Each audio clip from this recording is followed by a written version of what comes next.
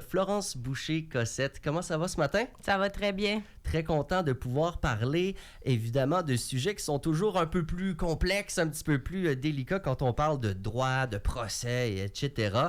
Et s'il y a un procès qui a fait beaucoup couler d'encre dans les derniers mois, même années, je pense, c'est celui de Gilbert Rozon. Pour les gens qui ont peut-être perdu le fil un peu de où est-ce qu'on en est là-dedans, c'est quoi la mise à jour de la situation dans ce procès-là au moment où on se parle?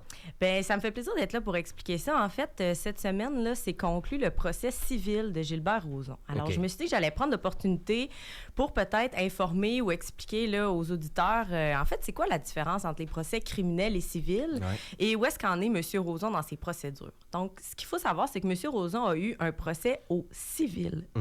Excusez-moi, je suis un peu enrhumée. Donc, M. Rozon a eu un procès au civil et c'est là où il y avait plusieurs plaignantes. C'est le procès qui a été vraiment médiatisé. C'est un procès qui a duré plusieurs mois. Ça a été très long. Tous les articles que vous avez lus là, récemment sur les choses, les déclarations que disait M. Rozon, etc., c'était par rapport à son dossier civil. OK. Un dossier civil, ça veut dire que des plaignantes ont mentionné que M. Rozon avait commis une faute, qu'elles avaient subi un préjudice, qu'il y avait un lien entre les deux et donc qu'elles étaient en droit de recevoir de l'argent. Et ça, c'est complètement différent des procès criminels parce que souvent, on a tendance à oublier que ces deux institutions, en fait, deux instances, excusez-moi, complètement séparées. Nous, on entend le mot procès, puis c'est tout, tu sais. Exact. Mais en fait, on peut déjà regarder devant nous deux grandes portes qui sont mutuellement exclusives, la porte du civil et la porte du pénal criminel. Donc, M. Rozon, la porte criminelle pénale, elle a été fermée là, il y a quelques années. C'est-à-dire qu'il y avait eu il y a déjà eu un procès, il avait été acquitté de ce procès-là. Il y avait eu aussi... M. Rozon a déjà été trouvé coupable dans les années 90 d'une agression sexuelle. Il avait plaidé coupable. Mais ces portes-là, elles ont été fermées. Et là, les plaignantes ont ouvert la porte du procès civil. Donc, elles ont demandé au juge de reconnaître une faute civile que M. Rozon aurait fait et elles ont demandé un dédommagement en conséquence, donc pour compenser les dommages qu'elles ont eus. Ces deux portes-là, elles peuvent exister ensemble, mais comme je vous dis, c'est complètement séparé. C'est deux fardeaux de preuves différents et c'est pas les mêmes personnes qui poursuivent. Quand on est en civil, c'est deux individus qui se poursuivent. Donc, une personne morale ou physique qui se poursuivent. Tandis que quand on est au criminel, c'est l'État, c'est le Canada qui poursuit l'accusé. Donc, quand M. Rozon avait plaidé coupable en 98 de son agression sexuelle, c'était le Canada qui le poursuivait, donc le DPCP, qui le poursuivait pour une agression sexuelle et il avait plaidé coupable. Dans le procès civil qui nous occupe, c'est les femmes directement qui l'ont poursuivi, lui directement, dans l'instance civile. Parce que à l'époque, pourquoi est-ce que c'est le Canada qui l'avait poursuivi à ce moment-là et non pas des personnes morales ou physiques, mettons? En fait, c'est que dès qu'on commet un crime, c'est comme ça que ça fonctionne. Donc, quand on commet une infraction au code criminel, c'est le DPCP qui va vous poursuivre, c'est l'État qui vous poursuit parce que tous les crimes qui sont dans le code criminel, le Canada dit ces gestes-là, on ne peut pas les poser. Donc, au nom de tous les citoyens, au nom de l'État, je poursuis les accusés. C'est pour ça qu'entre autres, quand il y a une victime dans un dossier criminel, c'est un témoin. Hein? Ce n'est pas une partie à l'audience, ce n'est pas la victime qui poursuit dans un dossier criminel, c'est un témoin. Donc, c'est ça la grande différence avec un procès civil. Est-ce que d'emblée, on commence toujours avec le criminel? Parce que c'est toujours le Canada qui accuse, puis quand ça marche pas, mettons, ben là, il y a la porte du civil qui est une possibilité?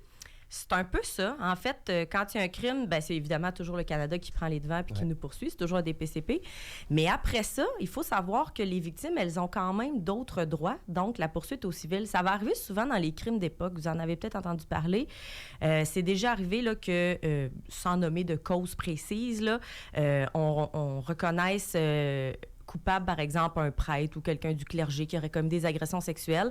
Et les victimes de ce prêtre-là ou de cet individu-là vont poursuivre après au civil pour obtenir un dédommagement. Et là, la Cour va avoir à regarder complètement d'autres choses que ce qu'elle a regardé au criminel. Elle va devoir regarder c'est quoi les dommages que ces victimes-là ont vécu, c'est quoi les torts que ça leur a causé financièrement, moralement, peut-être des pertes au niveau là, du travail, des incapacités à travailler, des incapacités à fonctionner, mais aussi des dommages moraux et même parfois des dommages punitif. Donc, on peut demander à la Cour de dire le comportement civil de cette personne-là était tellement inadéquat qu'on demande à la Cour de donner des dommages punitifs pour envoyer un message clair à tout le monde comme quoi ce comportement-là est inacceptable. Les impacts sont évidemment parfois à vie, on s'entend. Tu sais, moi, j'ai parlé à quelqu'un qui a été agressé par un prêtre quand il était jeune, puis il était rendu dans 70 ans passées. Ouais. Puis il a dit, moi, j'ai jamais été capable de me marier, d'avoir des enfants, d'être en couple. Puis je suis resté toute seule toute ma vie parce que j'étais complètement traumatisé de cet événement-là. Donc ça fait partie justement des choses qu'on doit prendre en considération dans une poursuite plus civile que criminelle. C'est tout ça? Oui, on va considérer l'état de la victime au criminel, évidemment. Aussi. OK. Mais au civil, on va vraiment aller quantifier ces dommages-là. OK. Et le fardeau de la preuve est très différent. Hein? Donc, il pourrait tout à fait arriver que M. Roson soit... on donne raison aux demanderesses au civil et qu'il soit condamné à payer des sommes d'argent, alors qu'au criminel, il n'a pas eu cette condamnation-là. Parce qu'au criminel, le fardeau de la preuve, c'est hors de tout doute raisonnable. Donc, c'est un fardeau qui est très, très, très élevé. Il peut même arriver que le juge dise, c'est ce qui était arrivé dans le procès de M. Roson, là, quand il a été acquitté en 2017-18, je ne me souviens plus de l'année exactement. Le juge avait dit, je crois la victime, mais je crois aussi M. Roson, donc je dois lui faire bénéficier du doute raisonnable et il va être acquitté. Mais au civil, le fardeau, c'est la prépondérance de preuve. Donc, c'est 50 plus 1. Alors, il faut que ce soit plus probable qu'improbable pour donner raison à la personne qui demande de l'argent. Donc là, au civil, comme le fardeau est beaucoup moins élevé, là, c'est quand même un fardeau rigoureux, mais c'est moins élevé, bien, il pourrait arriver que le juge dise « Oui, je considère qu'il est plus probable qu'improbable que M. Roson ait causé tel dommage aux victimes, et donc, je vais lui ordonner pas de rembourser, mais je vais le condamner à un montant d'argent pour dédommager les victimes. » Est-ce que c'est seulement les procès criminels qui mènent à la prison et le civil juste de l'argent? Je comprends-tu bien ou c'est plus nuancé que ça? Non, vous comprenez quand même bien, tu comprends assez bien. La prison, c'est une peine une peine par définition, ça ne peut être donné que si on est trouvé coupable d'une infraction. Généralement, je vais y aller dans une règle générale, c'est pas mal juste les infractions aux criminels pour lesquelles on peut se retrouver en prison, sauf certaines exceptions. Au Code de procédure pénale, entre autres, on a prévu que quand on ne paye pas certaines amendes, on peut aller en prison. C'est vrai. Oui, en effet. Ça, des petites prisons de week-end, des fois aussi, c'est pas la même affaire. Non, Quand c'est une grosse accumulation, là, tu pognes une peine. Parce que j'ai déjà entendu dire que tu pouvais aller passer des week-ends à Saint-Ville, payer tes dettes, ou je sais pas trop si c'est vrai, là. Ben c'est vrai, mais ça, c'est une peine au criminel. C'est ce qu'on appelle la prison discontinue. Donc, le juge peut ordonner qu'on purge notre peine de façon discontinue. Je vous rassure tout de suite, c'est extrêmement déplaisant aller passer des fins de semaine en prison. Donc, c'est pas un cadeau pour les accusés. Là, c'est très rigoureux. Il faut se rendre là-bas, passer 2 jours plates et revenir avec son auto, etc. Ouais. C'est une façon que le tribunal peut moduler la peine de détention, en fait, des fins de semaine. Comment est-ce qu'on en arrive à ça? C'est-tu pour des raisons d'emploi, de ci, de ça, qu'on peut dire, moi, ça faudrait vraiment que ce soit la fin de semaine, mettons? Oui, dans toutes les choses qu'on considère pour établir une peine, là, qui est en soi un exercice très délicat avec énormément de choses qui sont prises en considération. La peine, on a tendance à penser que c'est comme le petite cerise sur le sundae à la fin, mais c'est un processus vraiment rigoureux et très demandant. Là. Il y a des décisions qui peuvent durer des dizaines de pages sur le sujet. Dans les choses qu'on considère, entre autres, c'est peut-être la réhabilitation, peut-être que la personne fait des démarches dans des thérapies, qu'elle a un travail, qu'elle a des enfants, et que pour s'assurer que la peine, oui, remplisse les objectifs de dénonciation, dissuasion, mais en même temps que ça ne mette pas cette personne-là complètement à terre puis qu'elle ne s'en remette pas, à ce moment-là, on peut parfois demander des peines de prison discontinue. Parce qu'on sait, puis moi, pour en avoir connu des gens, tu sais, des fois, tu rentres en prison puis tu ressors, t'es pas mal pire que quand t'es rentré.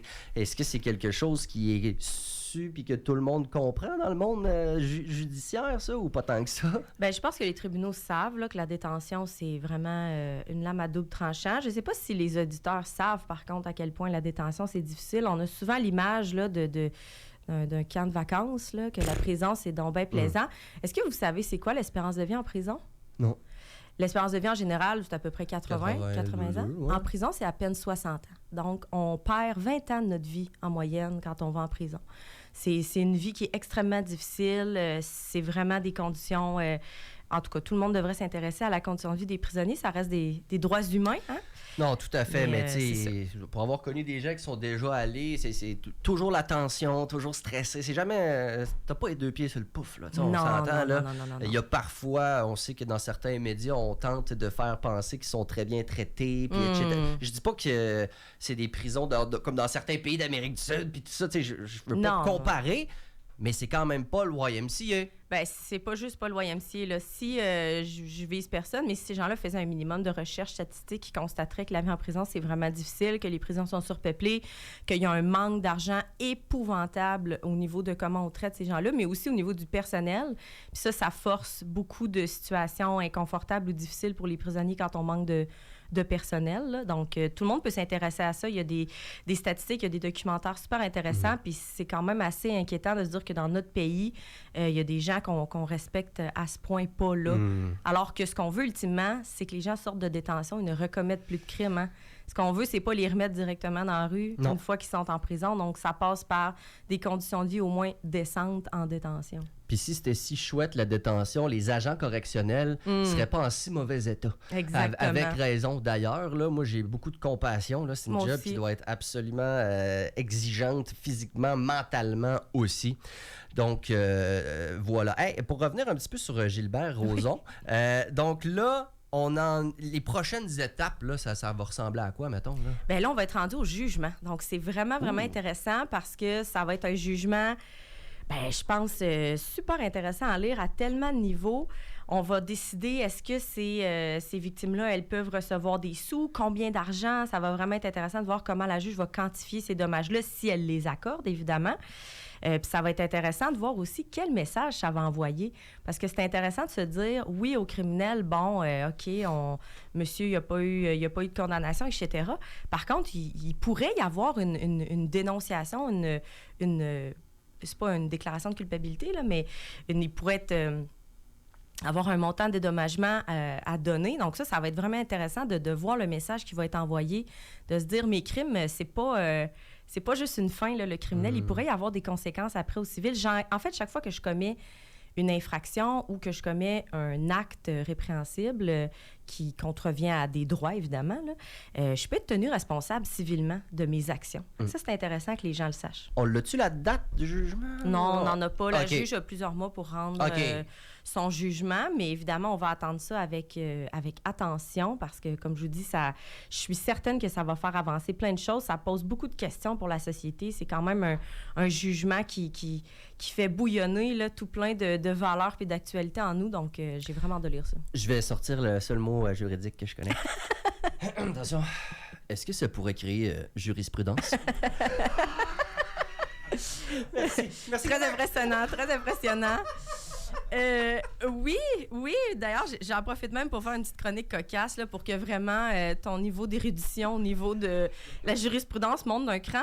Merci. Jurisprudence, c'est vraiment un mot qui veut dire l'ensemble des décisions. Fait que quand on veut vraiment avoir l'air savant, on dit la jurisprudence comme si on le remplaçait par l'ensemble des décisions. Okay. Par exemple, une jurisprudence, ça n'existe pas. Il existe seulement la jurisprudence. La jurisprudence qui est l'ensemble des décisions. Donc, toutes les décisions, j'ai le goût de dire, par définition, vont faire jurisprudence parce qu'elles vont entrer dans l'ensemble des décisions. Et donc influencer la somme des décisions. Exactement. Mais il se pourrait, en effet, que ce soit une décision quand même qui a de l'importance puis qui soit lue par plus de monde que, des décisions de petite créance pour des chicanes de clôture. Merci beaucoup de m'éduquer. Maître Florence Boucher-Cossette, tu souhaitais également glisser un mot sur le nouvel article 2858.1 du Code civil qu'on connaît tous. Oui, exactement. Je vais le lire, là, évidemment, juste pour les gens qui l'auraient oublié ou qui n'auraient pas leur Code civil avec eux ce matin. Là. C'est juste que dans l'affaire Rozon, ce qui était vraiment intéressant, c'est que ça s'est passé alors qu'un nouvel article venait d'être intégré au Code civil. Un article qui venait faire un parallèle avec une règle qui existait déjà au criminel, c'est-à-dire que quand on a une accusation d'agression sexuelle, à moins de faire une requête devant le tribunal, on ne peut pas interroger la victime sur son passé sexuel, ses comportements sexuels, puis tout ce qui touche les mythes là, et préjugés au niveau des agressions sexuelles. Donc, on ne peut pas lui demander des affaires aussi idiotes que qu'est-ce que tu portais, puis est-ce que ta jupe était suggestive, évidemment. Il faut, quand on veut poser des questions sur le passé, il faut faire une requête. Ça, c'était au criminel, une jurisprudence bien établie depuis plusieurs années. Là. Souvent, les gens, ils l'oublient. Des fois, on a tendance à penser que les avocats de la défense vont poser des questions même, on n'a pas le droit. Alors, c'est facile. Et là, on a fait, le législateur a décidé d'intégrer un article au niveau civil, ce qui veut dire que, comme dans le dossier civil de M. Rozon, mais quand on interrogeait les victimes, on ne pouvait pas non plus leur poser ce genre de questions. L'article se lit comme suit. lorsqu'une affaire comporte des allégations de violence sexuelle ou de violence conjugale, sont présumées non pertinentes. Donc, ça veut dire qu'on va prendre pour acquis que les choses qui s'en viennent ne sont pas pertinentes. Tout fait relatif à la réputation de la personne prétendue victime. Tout fait lié au comportement sexuel de cette personne. Le fait que cette personne n'ait pas demandé que le comportement cesse. Le fait que cette personne n'ait pas porté plainte ni exercé un recours relativement à cette violence. Tout fait en lien avec le délai à dénoncer la violence alléguée et le fait que cette personne soit demeurée en relation avec l'auteur allégué de cette violence. Donc, on peut plus considérer ça dans le dossier. Pas tout à fait. C'est que c'est présumé non pertinent. Donc, OK. À première vue, à moins qu'on vienne apporter des arguments contraires, toutes ces choses-là, elles sont considérées comme non pertinentes. Et si jamais... excusez-moi, comment je reviens. Dans le dossier de M. Rozon, ce qui est intéressant, c'est que comme cet article-là venait tout juste d'être passé, la juge a répondu dans ce qu'on appelle un procès dans un procès. Ils ont fait un voir-dire là, sur... en fait, un jugement concernant l'application immédiate de cet article-là. Et la juge est même venue clarifier certaines choses par rapport à l'article, c'est-à-dire que le tribunal peut même relever d'office. Ça veut dire que si, admettons, vous et moi, on est dans un procès et que moi, je vous pose une question directement par rapport à votre passé sexuel, la juge, avant même que votre avocat s'objecte, peut dire ça, c'est une question qui est non pertinente. Elle peut le relever d'office, là où la juge peut le relever d'office. Donc, c'est vraiment en fait, ça vient consolider le fait que dans un dossier juridique, dans un procès, on n'accepte pas que des arguments qui concernent les mythes et les préjugés en matière de violence sexuelle aient leur place dans un procès, à moins qu'il y ait vraiment une raison spécifique, ce qui est correct. Mais il faut vraiment justifier si on veut poser ces questions-là. Parce que sinon, ça pourrait être perçu comme étant simplement comme but de décrédibiliser la victime, puis d'essayer de ternir son image, puis etc. Alors que, selon cette nouvelle loi-là, ce nouvel article-là, on dit qu'il ne faut pas aller jouer là-dedans. Là. Ça brouille les pistes inutilement, sauf si. Exact. C'est un petit peu ça. C'est un principe qui est connu depuis longtemps. Là. C'est un principe que les activistes dénoncent. C'est un principe que les mouvements féministes dénoncent. Les mythes et préjugés en matière de violence conjugale et de crimes sexuels, ça n'a pas sa place. Une victime ne demande jamais à être victime d'une agression sexuelle par définition. Tu ne cours pas après non plus. Jamais. Jamais, ça ne fonctionne pas comme ça, un crime sexuel, de toute façon. Et là, dans les dernières années, par plein de décisions que les tribunaux ont rendu, les tribunaux sont venus dire, ce genre de mythe-là, c'est non pertinent. Fait que ça ne sert à rien que vous nous en parliez parce qu'on prendra pas, ça ne nous aidera pas là, à prendre une décision dans le dossier civil ou criminel de ces victimes-là. Donc, c'est une bonne chose. J'ai beaucoup appris ce matin. Oui, et je suis pas mal sûr que je suis pas le seul, le maître Florence Boucher-Cossette. Merci tellement de partager tout ça avec nous et d'aider à enseigner, éduquer, appelons ça comme on veut, mais je pense que collectivement, on a tous besoin d'en apprendre un peu plus, puis la radio a ce rôle-là, alors que tu veux bien participer, on se trouve bien privilégié. Merci beaucoup, puis on reprend ça dans 2 semaines. Ça me fait vraiment plaisir, je suis contente de donner de l'information, n'hésitez pas à nous écrire des questions, ça va me faire plaisir de répondre. Merci Florence, bye-bye. Merci, bye. On est rendu à 8h27 maintenant sur CKIA 88.3, la radio urbaine de